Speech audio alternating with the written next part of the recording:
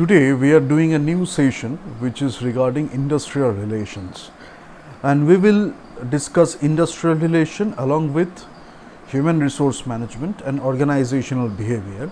So if you go to the playlist, you will see we are talking about human resource management, part of it, HRD, human resource development, human resource planning, and other stuff, the tests you can create, how do you evaluate, and you maintain certain standards, you do profiling and all these things you do, so many things you can do. Then you can go for organizational development, organizational behavior, all these things are there. And this is where we talk about industrial relations. Generally nowadays many people don't talk about it, but you will see that the moment we hear the term unions, trade unions, unionized work, you will see that that is related to industrial relations. Now what is it? Employers and employees, and you have relations. Labor, trade unions, employer organizations, the state, these are the actors, they make a lot of things happen. So what happens is, these actors and the context, these will give you the input. If I give you one example, then the processes will be bargaining, collective bargaining, conciliation, arbitration, policy making, law making. So which will result to policy making, law making. There will be ideology, principles of the company, rules, policies, and feedback. So all these things will be taken into account, and you take the feedback, you do conflict resolution, you do dispute resolution, you do crisis management, and you do bargaining, you do mediation, you do deal making, how you can go for better wages, how you can go for better health and safety conditions where at the workplace where you work. Then your work environment, your benefits, how you are going for that. So what we do is, this will result in agreements, bipartite, tripartite agreements, and people will come to agreements and deals. Occasionally, or in some organizations, a lot of quarrel happens, between these people, between these actors, or these employers, employees, and other people. And you will see that there is a lot of grievance. Where do you give the grievance? There is a grievance redressal committee, somebody who is listening to you. They are sitting at the bargaining table, different parties are coming together, they are looking at each other, opinions, their demands, what do they need, their requirements, then they are coming towards a discussion, eventually an agreement. So sometimes if you consider the nation as a whole, national labor policy is there, labor laws are there, but labor market, capital market, generally we talk about it, labor market, capital market, and then you will look at, if I look at macroeconomics, you will see unemployment, how it is related to the labor market. So that's why we need to create more employee opportunities. Some people call it industrial relations, some people call it employment relations. But you will see it is related to labor rights, trade unions, strike actions, labor parties, labor economics, labor history, the evolution of it, how it became from this to this. Very important, because you have a lot of information in there, especially regarding the roles. We talk about diversity, equity, inclusion, and all these things. Gender wage gap, gender pay gap, then how we look at the evolution of women, and they received the benefits, or how they fought for the benefits, and all these things, the evolution of it. So these things matter. Then labor laws are there, how we are taking care of our employees, their concerns. So employee relations, when we mention that, dealing with non-unionized workers. Labor relations, dealing with organized labor and unionized workers. So there is a conflict regarding higher wages and higher profits. You will see that happening in a corporate environment.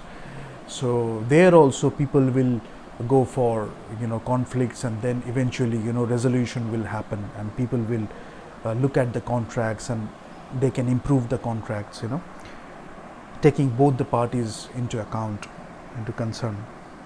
Norms and power structures, then public policy and labor law, and a lot of things. Labor economics itself is a big thing. So in the economics playlist, we will talk about macroeconomics, we will talk about trade, we will talk about how marketing is related to economics. Many people don't know that how marketing is related to economics, and this is such a basic thing, how marketing is related to economics. But labor economics, we will do one session in that playlist in economics. Then industrial sociology, that is also, because a lot of things we talk about here, social concerns related to sociology, industrial sociology. So all these things are there. Then political science, a bit of political science, psychology.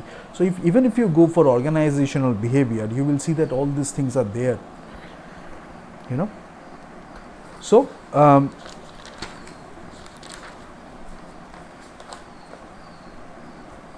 labor market, we talk about employment relationships, workers' rights, and there are different camps.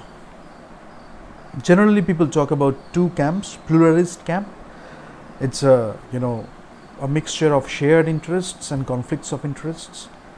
Something you believe in, together you believe in certain things, and you have dispute in certain areas, so you raise your concerns, you come up with the things you are facing, and then what you do is you sit at the table and you do the bargaining, you do the negotiations and deals, and eventually you come to an agreement.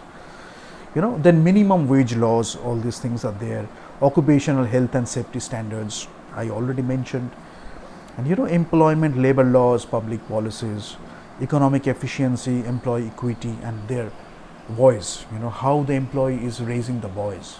So all these things are there. Then Marxist inspired critical camp, where employee conflicts of interest, socio-political and economic system, all these things are there. But generally what happens is, you have been working for a long time, you are getting low wages. You are working a lot, but you are not getting sufficient wages, So the people are not getting sufficient wages, so there should be a minimum wage. Then according to your work, you can get some wage. All these things are there.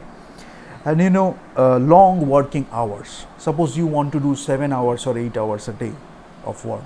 You are doing a long working hour, So that's why people will say that I won't work more than that. In this stipulated timeline, I will do whatever is expected of me, whatever you want me to do, but I won't go beyond that. So trade unions will come, trade unions will look into this, and they will, negotiate that 8 hours, then what are your deliverables, what you can do during this 8 hours.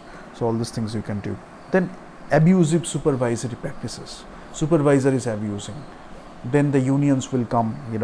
Monotonous and dangerous work, the work is not safe, the work environment is not safe.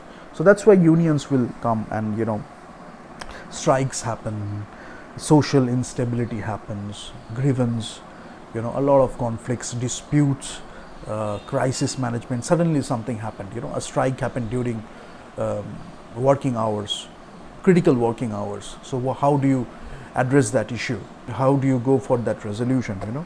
So those things are there. And economics, sociology, history, law, political science, these things are into action.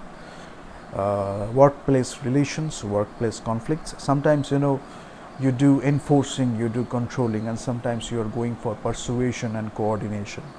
Depending on your style, you can choose one thing or the other. But employment relations, employees are working for you, you are taking care of the employee as an employer, as a company, and you are taking care of them, their benefits, their safety, their wages, remuneration, and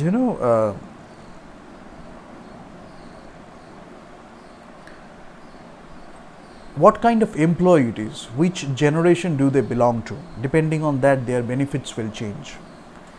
Sometimes the conflicts will change accordingly. And how do you do that crisis management? How do you go for that grievance addressal?